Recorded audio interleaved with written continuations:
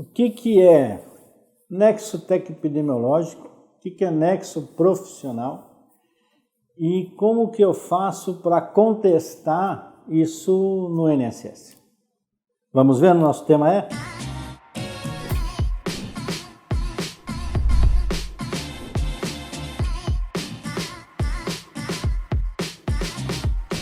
Sou José Marcelo Penteado, médico de justiça do trabalho, médico do trabalho, perito judicial, sócio-diretor da empresa MedSafe Solution, empresa que produz softwares para a área de saúde ocupacional, perícia médica e ergonomia, e médico-diretor também do Instituto Imersão, uma nova proposta de compartilhamento de conhecimento, onde a gente apresenta aí cursos no Brasil todo sobre perícias, ergonomia, perícias cíveis.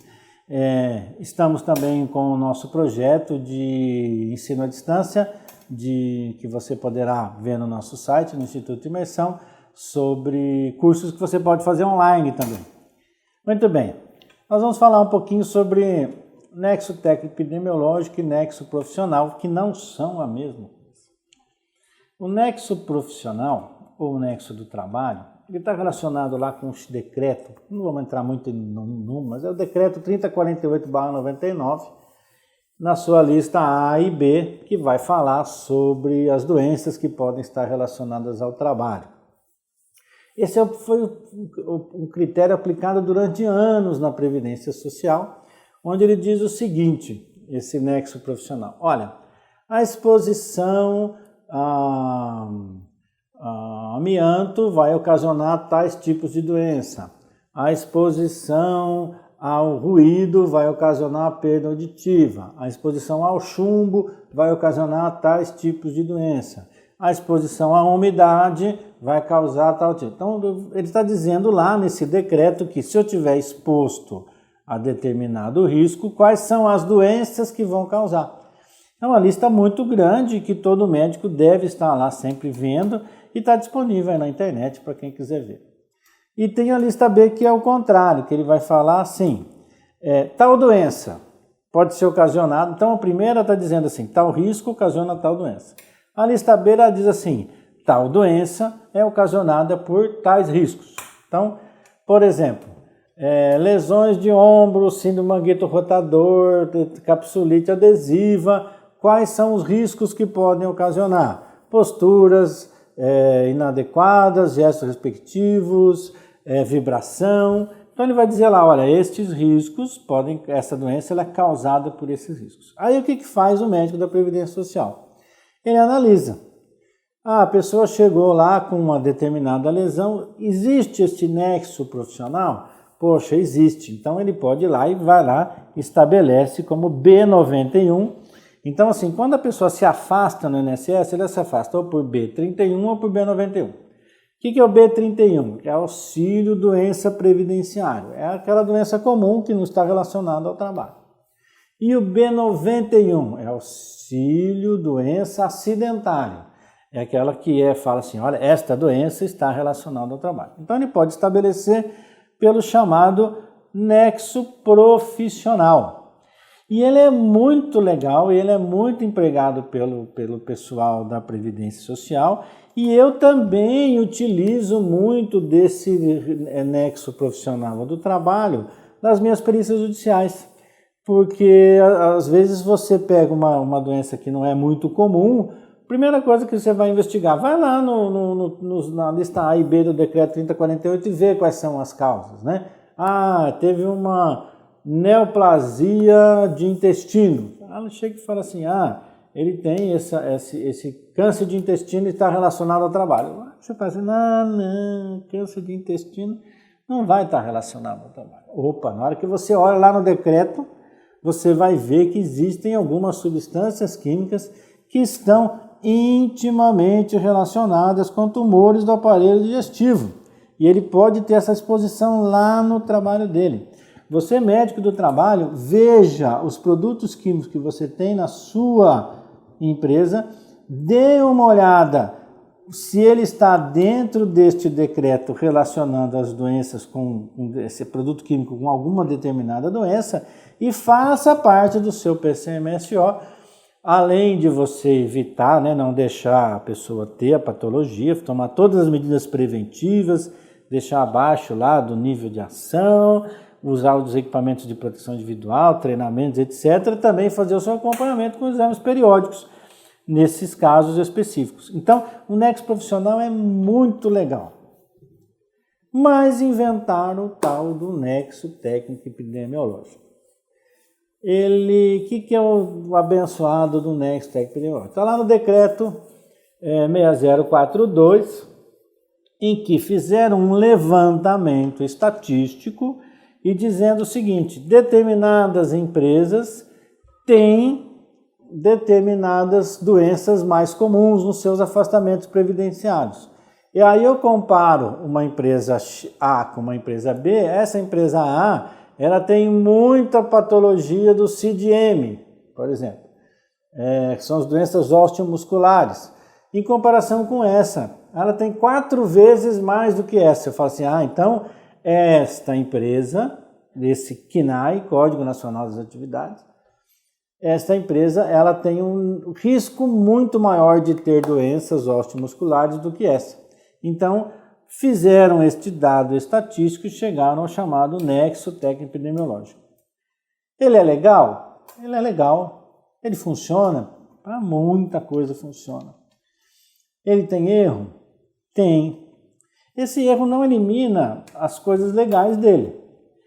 Mas é aquilo que eu sempre digo. Eu tenho um computador. Meu computador está aqui. Eu tenho um software, coisa mais linda do mundo, software trabalhando. Mas tudo isto aqui depende da minha cabeça pensante. Então eu vou olhar o nexo técnico epidemiológico, eu vou olhar o nexo profissional, mas é a minha cabeça pensante que vai analisar. Senão não precisa do perito. Bota lá, nexo profissional, né? Manda todo mundo embora, deixa que o software faz sozinho. Não.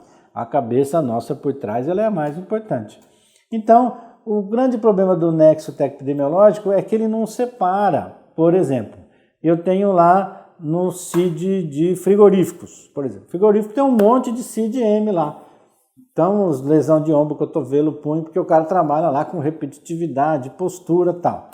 Então, ele diz o seguinte, trabalha no frigorífico, tem nexo técnico epidemiológico. Ok. Mas ele trabalha onde no frigorífico? É esse o problema do NTEP. É assim, não, ele trabalha na portaria.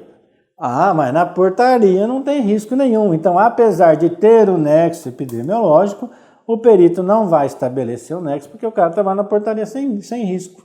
Ok? Então, o nexo técnico epidemiológico é aquilo que a gente chama de iuris tantum, do ponto de vista do direito. Iuris tantum, ele admite prova em contrário, ou seja, não é porque deu nexo epidemiológico que a doença é ocupacional, vou ter que abrir CAT para todo mundo, etc. Vai depender da análise do médico da empresa e do perito do INSS para o estabelecimento ou não de nexo. Muito bem, aí o perito do INSS vai lá e estabelece nexo, bota lá B91. Nós, quando recebemos esse B91, a gente não sabe se ele estabeleceu por nexo profissional ou por um nexo técnico epidemiológico. Mas nós, dependendo de cada caso, nós temos que fazer a contestação a esse caso que o perito deu o B91. Porque o perito não foi na empresa para saber, ele estabeleceu ou com as informações do trabalhador e colocou o B31 e colocou o B91 ou pelo nexo profissional ou nexo técnico epidemiológico. Existe uma grande discussão atual na área da medicina, porque o Conselho Federal, o CFM, autorizou que o médico do trabalho revelasse dados do prontuário médico nessa contestação do INSS. O Ministério Público, outras entidades, são contrárias a isso, diz que é a revelação de segredo médico. Não vou entrar nessa discussão de quem está certo e quem está errado, mas eu vou dizer para vocês qual que é a posição específica do médico do trabalho na contestação do B91 e do B31. Na aula passada nós falamos sobre o artigo 21 da Lei 82.13, que aquela doença que ela é não só causada, mas ela é uma doença agravada pelo trabalho. O que eu tenho que mostrar para o perito do INSS, vamos dar um exemplo de um CID-M das doenças osteomusculares. Eu vou fazer a contestação porque eu tenho que falar para o perito que a pessoa é diabética. Eu tenho que falar para o perito que ele tem uma epicondilite, mas ele joga tênis 3 vezes por semana. Eu tenho que falar, que eu fiquei sabendo, isso está no meu prontuário médico, que ele tem uma outra atividade fora da minha empresa. Eu tenho que falar e informar isso para o perito. Não adianta nada. Por quê? Porque a lei não fala que a doença pode ser agravada pelo trabalho. Então eu posso ter as causas ocupacionais e as causas não ocupacionais. Se eu tenho risco ocupacional, eu trabalho lá com movimento repetitivo e postura. Não interessa para o INSS se tem diabetes, se joga tênis, joga futebol, joga vôlei, o que ele faz? Tem o risco na empresa? Tem risco na empresa, então lascou, é B91 e ponto final. É isso que a gente precisa entender. O que eu tenho que demonstrar para o perito na contestação do B91 é: na minha empresa não tem risco. Se você não conseguir demonstrar isso, vai continuar sendo B91. Aí a pessoa fala: eu não consigo reverter as contestações lá no INSS, eles não dão nem bola. Não é que eles não dão nem bola. Meu querido, a sua contestação está errada. O que você tem que demonstrar? Olha, minha análise ergonômica, faça uma análise ergonômica da atividade, usa a ISO 11228, a ISO 11226, faça uma análise, faça a contestação como tem que ser feita. Informe que não existe o risco na empresa. Aí, ou o perito do INSS transforma de B91 ou B31, ou ele é obrigado a ir lá na empresa. Ele não pode falar assim: não vou considerar esse documento da empresa. Não, aí não pode. Ele tem que, ou ele vai na empresa, ou ele considera: não, a empresa demonstrou, através de uma análise ergonômica, a ausência de risco ocupacional. Ou o cara teve uma lesão de joelho, ele chega lá e fala que foi acidente de trabalho. Qual que é a contestação da empresa? Na minha empresa ele não acidentou, na minha empresa não tem risco para joelho. Ok? Então eu tenho que, na minha contestação, demonstrar a existência do risco ocupacional. Não importa se ele tem diabetes, o que ele tem, tá certo? Ele teve um transtorno depressivo e eu sei, fiquei sabendo, está anotado no meu prontuário que é um problema familiar, o marido bate, o filho está preso, ele tem um monte de problema familiar. Ok, legal. Tem assédio moral na sua empresa? Não. Tem assédio moral na minha empresa. Ok, se tem assédio moral na sua empresa e tem problema na casa dele, é uma concausa e vai ser B91 do mesmo jeito. Não, na minha empresa não tem nada disso, não tem assédio, não há cobrança de metas elevadas, não tem forte pressão. Então, o que vai ser a sua contestação? Não existe problema na casa do cara.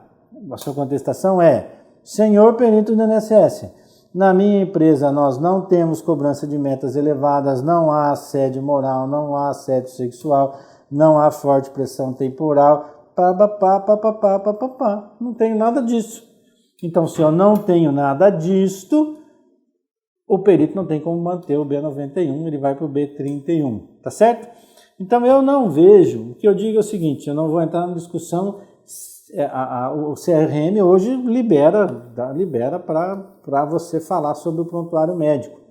Não vou entrar nessa discussão, mas a minha posição na imensa maioria das contestações do B91, não há necessidade de falar sobre assuntos que estão dentro do prontuário médico.